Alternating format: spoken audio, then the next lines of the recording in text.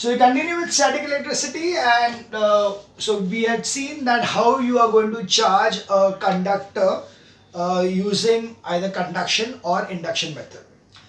And the next one we are going to have is the device which is used to check whether a body is charged or uncharged, positively charged or negatively charged. So the device which are going to be are called as electroscope. So the device is called as electroscope. Now the electroscope are of two kinds. The first one is pith ball.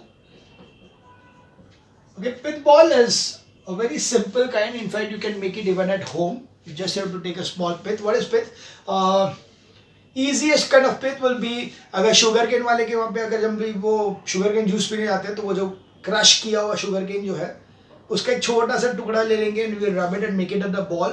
That itself will be a pith ball. So it is a very lightweight ball which is of a insulating material. So an electroscope is a device which is used to detect the presence and nature of charge on the body. In other words, it is used to find whether a body is charged or uncharged. And if the body is charged, then whether it carries a positive charge or a negative charge. So there are two kinds of electroscope, the pith ball electroscope and a gold leaf electroscope. Let's go for a pith ball electroscope first. It consists of a small pith ball suspended by a dry silk thread from an insulating stand as shown in the figure. So it's a very simple thing. It's just an insulating stand is there, and this stand has got a very thin silk rod, a silk thread is taken, and you are going to tie a pith ball, a ball made up of pith, that is a ball made up of the remains of the sugarcane thing, and you are going to place it over here there. This is the simplest form. So this is the simple pith ball electroscope.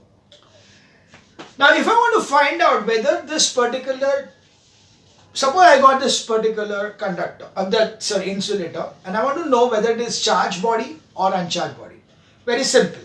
I just bring it over here. If it is a charged body, it will attract the pith ball towards itself.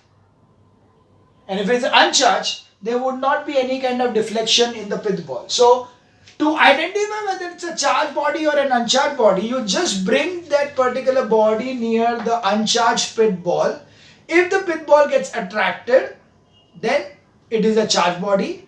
If it is not getting attracted, it's an uncharged body. So that's to test whether the body is charged or uncharged, bring the body near the pith ball without touching it. If the pith ball moves towards the body is charged. But if the pith ball remains stationary, the body is uncharged. We see the next case, that is, I want to check. So now I know, okay, I come to know that this is a charged body. Suppose I bring it near and it is getting attracted. So I come to know this is a charged body. Now I want to know whether this is a positively charged body or a negatively charged body. So what I'll do is, I am going to charge this pith ball. Okay, I am going to charge this pith ball. So of course मुझे उसके लिए क्या करना पड़ेगा, pith ball लेना पड़ेगा और उसको positive charge करना पड़ेगा by rubbing or something. So take a charged pith ball, that is the pith ball is provided with some charge. Suppose the pith ball is positively charged. So if I am bringing it in such a way that it is positively charged, and now if I bring this charge over here, and if there is attraction, that means this is negatively charged. And if there is repulsion, I know it is a positively charged. So if the pith ball is positively charged and there is repulsion by this charge, then it is a positive charge on this body. And if it is attraction, then it will be a negatively charged body. So suppose the pith ball is positively charged, bring the charged body near the pith ball without touching it. If the pith ball moves away, the body has a positive charge. If the pith ball moves towards the body has a negative charge. So this is how you are going to check with the use of the pith ball electroscope whether a body is charged or uncharged, right? And also it can be found out whether the body is positively charged or negatively charged, right? So this is how you are going to use a pith ball electroscope, a very simple kind of electroscope.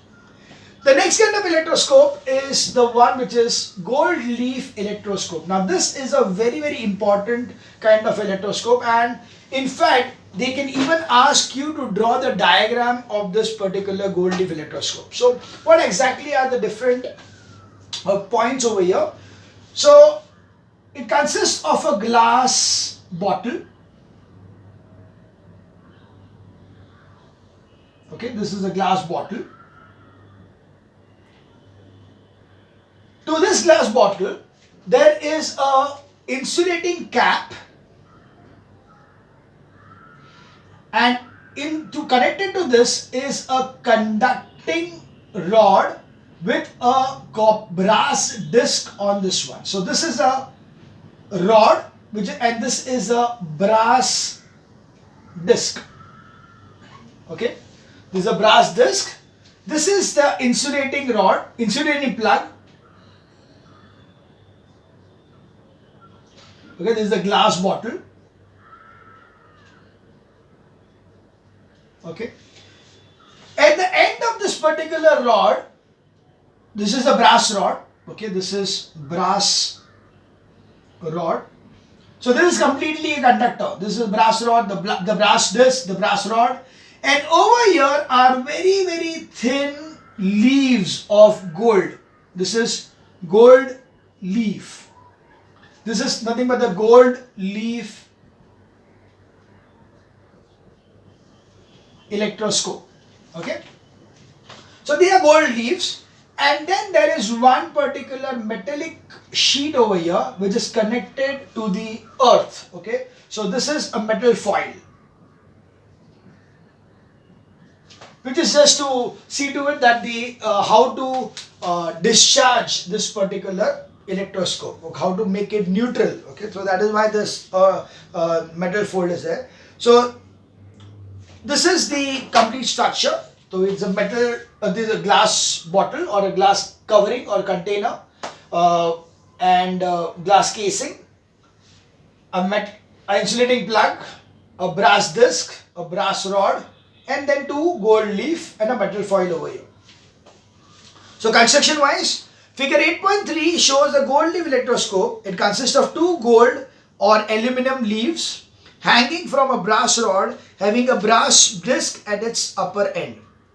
The rod passes through an ebonite cork fitted in a mouth of a glass bottle. The glass bottle has a tin foil on its sides near its bottom, which are earth. So this part over here is earth that is connected to the floor or the earth. The glass bottle protects the gold leaf from the effect of air and wind, etc. Now we can see that in a pith ball electroscope, even the fan is on, then also it will just move. So if the fan is on, तो भी पता नहीं चलेगा वो charge body है कि uncharged body है. पता चला कि एक breeze आया था तो it got attracted and we felt that the body was charged. But no, it was just the breeze which was there, or even so that pith ball has got that particular kind of disadvantages that it is getting affected by the atmospheric conditions very easily. So that's why we are using this particular this electroscope, gold leaf electroscope, which will be under this glass case. Hence, it is not affected by the outside wind and all. Now, to test what is going to happen, first of all, let us test this particular thing for whether it is charged or uncharged. So what we do is that we take this bottle, we take this electroscope, and we are going to touch it first on the brass rod just by finger so that it is completely uncharged. So we are sure that this particular electroscope is uncharged, and hence the gold leaves are just going to be standing straight. Okay, they are just going to be standing straight. There won't be any kind of deflection over here. Now I am going to bring a test charge over here. So I don't know whether it is charged or uncharged. If I bring it over here, what is going to happen is that when I bring it over here, there will be induction taking place. And due to induction, there will be charge produced. And due to the charge produced, these two will get the same charge. And because they are going to same charge, they will repel each other. And hence, there will be deflection. If there is a deflection, that means this particular body which I brought it over here was a charged body. If this would have been an uncharged body, there would not be any deflection. That means that this is an uncharged body. So very simple. If the deflection of the leaves are there, if the leaves deflect like this, they go apart like this, then it is a charged body. Then this test charge is a charged body. If it does not deflect, it remains as it is an uncharged body. So that's what we see. Bring a body and touch it with the brass disc on the gold leaf electroscope. If the leaves diverge, the body is charged. But if the leaves do not diverge, the body is uncharged. So you are even touching it. You can even touch it over here. You bring it close also, it's fine. If you touch it also, it's fine. So when you touch it, it will be conduction will take place, and due to conduction, there will be charge present over here, formed over here, and due to the charge, there will be deflection. But अगर ये uncharged है, तो कोई charge develop नहीं होगा, and there won't be any kind of deflection. Now we want to check whether the charge present on this particular thing is positive or negative. So what we do is that, first of all, we are going to charge this particular electroscope either positively or negatively. Like for example, if I take a glass rod which is positively charged and I touch it over here, so what will happen? The whole of the glass rod will become positively charged. So there will be positive charge over here, and this would have deflected a bit. So now I know that the complete electroscope is positively charged. Now if I bring a test charge over here, test body over here, and if the test body, when I bring it over here, and there is, see, if I bring a positive charge over here, then this is going to be further more positive, and hence the deflection will be further increasing. But if I bring a negative charge over here, then there will be a reduction in the positive charge, and hence there will be a decrease in the deflection. So if a electroscope is positively charged and the deflection increases, then the test charge is positive. If the electroscope is positively charged and the deflection is decreasing, that means the test charge is negative charge. Clear? So to test whether the charge has the positive charge or negative charge, take a charged gold leaf electroscope. Suppose the electroscope is positively charged. Bring the charged body to be tested in contact with the brass disc of the electroscope. If the divergence of the leaf increases, the test body has positive charge. But if the divergence of the leaf decreases, the body has a negative charge. This is what they are given in the figure also. You can see that when you are placing a positive charge, the deflection increases. And when you see the negative charge, the deflection decreases. This testing can also be done by taking a negatively charged electroscope. I can take a ebonite rod and do the same process. This whole thing becomes negative and the process remains the same. If the deflection increases, then the test charge is negative. If the deflection decreases, then the test charge is positive. So the testing can also be done by taking the negative charge electroscope on touching the body on the tested to be tested. If the body is negatively charged, then the divergence of the leaves increases. If the divergence decreases, then the body is positively charged. So this is how the gold leaf electroscope and the pit ball electroscope are used for identifying whether the body is charged or uncharged, and also if it is charged, then whether it is positively charged or negative charge. And hence we have got this observation table over here that we have got the charge on the gold leaf as no charge. Divergence of the leaves will be leaves diverges if there is no charge. The leaves, okay. Now, so there are three things over here: charge on the gold leaf electroscope, divergence of the leaves, and the nature of the charge. So if the electroscope is not charged at all, so there is no charge on the electroscope, and then when you bring that test charge over there, and if the leaves diverge, that means the body is charged. If the leaves do not diverge, then the body is uncharged. Clear? Next thing. Now I am making the electroscope positively charged. If the electroscope is positively charged, if the divergence increases, then the test charge is positive. If the divergence decreases, then the test charge is negative. Similarly, if I got this electroscope negatively charged and then I bring a test charge, negative charge है और divergence increase हुआ तो negatively charged body, और अगर decrease हुआ तो positively charged body. So this is how you can identify the charge on the electroscope, whether it is positive, charge on the body using the electroscope, whether it is positive, negative, charged or uncharged. Do you know if you touch a charged body, the charge on the body will pass to the earth through our body? That is why an insulating handle or cap or stand is used to hold the charged conductor. I always told you that we are using an insulating thing because if it is not insulating, then it is going to pass through us and then it will pass to the ground. So that's why you will always use an insulating kind of a handle or a stand for doing all these experiments. Now you will find that the static electricity is not only these kind of things, but the static electricity is also seen in our day-to-day normal life. Okay, in day-to-day normal life also there are conditions wherein you have static electricity, and you will be surprised to know that it can produce really very big things like the thunder and lightning. What you see, okay, the thunder and the lightning, and all these are the caused due to static electricity. Okay, so let's see the atmospheric electricity. In 1749, an American scientist, Benjamin Franklin, by his experiment concluded that in the thunderstorm, the clouds acquire an electric charge. His experiment is given below. Franklin experiment. Benjamin Franklin took a kite made up of silk. At the top of the corner of the kite, he fixed a metal wire about 30 centimeters long.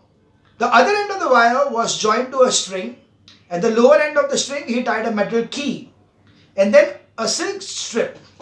The silk strip served the purpose of an insulating handle. He flew the kite in a thunder as shown in the figure 8.35. So we can see in the figure that there is a kite, the yellow colored kite over there, and the kite has got a metal strip on top of it, and then there is this particular string, and then there is a silk string at the bottom. So and plus a metal key is kept at the other end of this particular thing. So there is a metal key on the top, string or a strip on the top, a metal key at the bottom, and then there is a silk strip which is being used. Observation: when the string got wet, he obtained a number of sparks between these knuckles and the key. So you can see that between the metal and the key, there were the key which was there. So this was the key. So between the knuckles of the key, he found sparking. Okay, he found sparking between the knuckles of the key. Okay. So when string got wet, he observed a number of sparks between his knuckles and the key. He explained the above observation as the clouds during the thunderstorm get charged due to friction. So the clouds are going to move around, and when they are moving around, they are going to get abraded, or friction is going to be there between the air and the clouds, and due to the friction there is going to be charge produced on them. The charge of the clouds flow through the metal wire and the wet string of the metal key. This charge gets collected on the key. When the knuckle comes near the key, it gets oppositely charged by induction.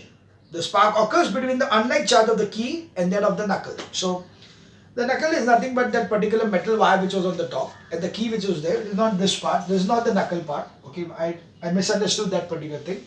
So it is just that the metal rod which was there and the key which was there, वो दोनों के बीच में जो gap था, वो gap was getting charged, and because they were getting charged, there was a sparking which was taking place between them, and as it was oppositely charged.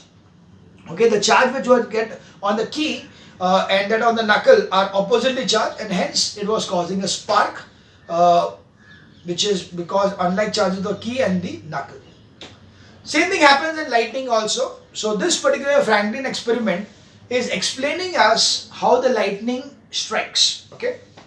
So during a thunderstorm, when a charged cloud passes over the earth or over the cloud, so there is one cloud and there is another cloud. So these two clouds are going to come in contact with each other, or maybe the cloud and the earth is coming in contact with each other. So the cloud, because it's moving in the air, it is having charge on it. The other cloud which is there also having a charge on it.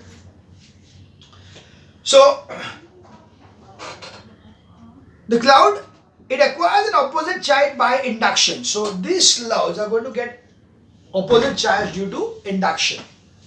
A spark may occur between the two opposite charged clouds or a charged cloud in the earth. This spark is called lightning. The effect of lightning on object is very dangerous and serious. It can kill humans and animals. It can cause a fire and destroy buildings. Safety measures to be taken during lightning. So that's what they are telling us, that if at all lightning takes place, what are the safety measures we need to take so that we safeguard ourselves from lightning. During thunderstorm, it is not advisable to stand under a tree or near a tall building, because the tall building and the tree will be the first one on which the lightning could hit.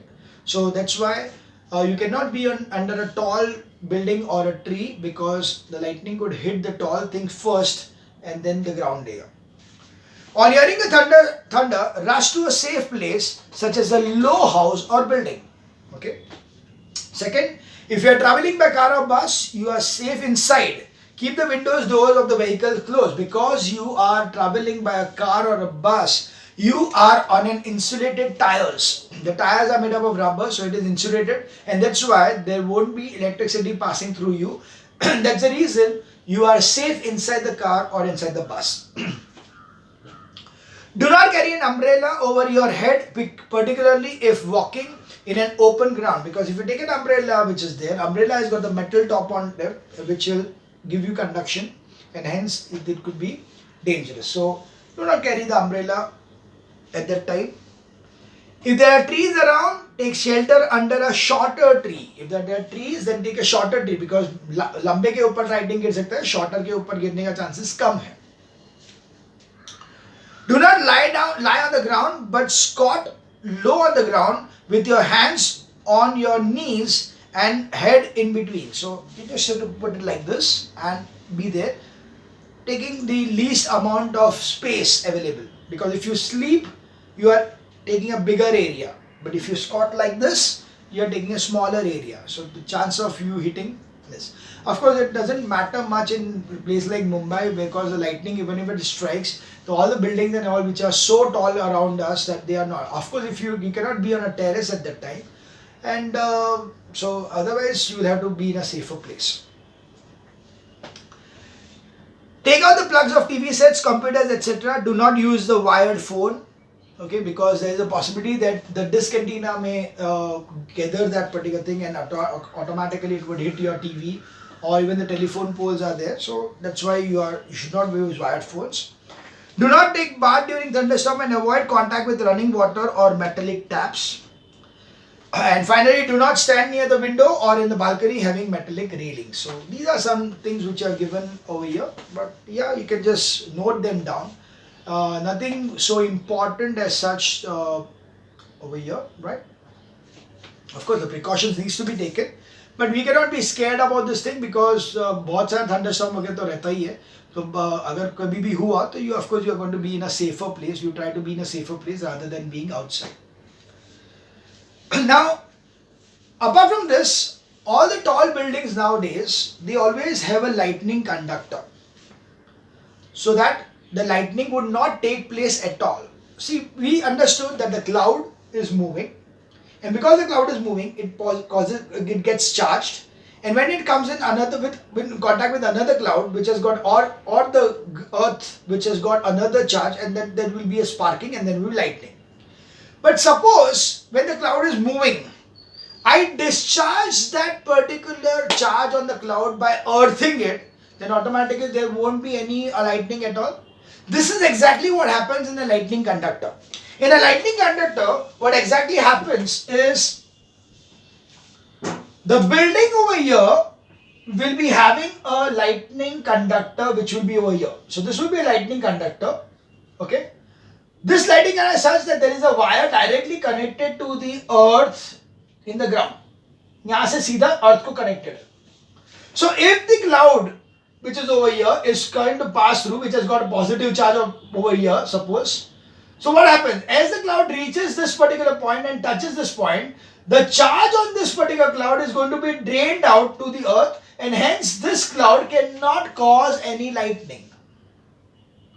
This is precisely what happens In most of the tall buildings nowadays, you will be having this particular lightning arresters or the lightning conductors on top of the building. So a lightning conductor is a device which is used to protect building from being damaged due to lightning. Construction: a lightning conductor is a long copper rod with sharp points or spikes projecting above the top of the building. The lower end of the rod is connected to a copper plate buried deep in the ground as shown in the figure. So that is what we are saying. It's grounded deep inside by a copper plate.